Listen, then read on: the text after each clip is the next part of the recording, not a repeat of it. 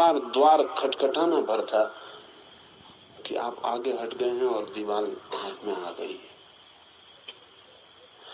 भूल यही हो जाती है कि जो हमारी समझ में आता है उसे हम तत्काल जीवन में रूपांतरित नहीं करते। इस संबंध में ये बात ख्याल लेने जैसी है कि अगर आपको कोई गाली दे तो आप तत्काल क्रोध करते हैं,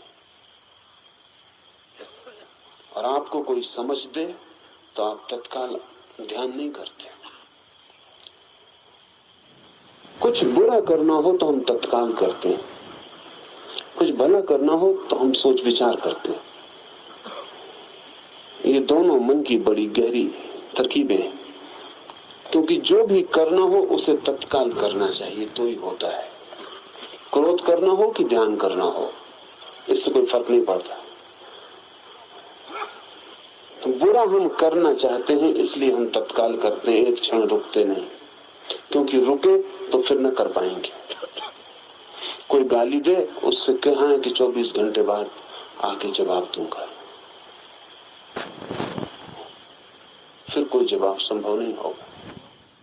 24 घंटा तो बहुत लंबा वक्त है। 24 क्षण भी अगर आप चुपचाप विचार में व्यतीत कर दें तो शायद क्रोध करने का मन नहीं रह जाए, शायद हंसी आ जाए, शायद उस आदमी की नासमझी पता चले, या शायद वो ठीक ही गाली दे रहा है ये भी पता चल जाए।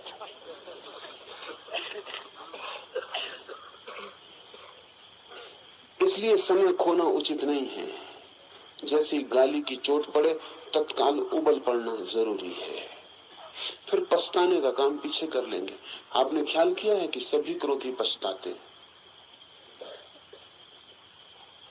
क्रोध करने के बाद पछताते।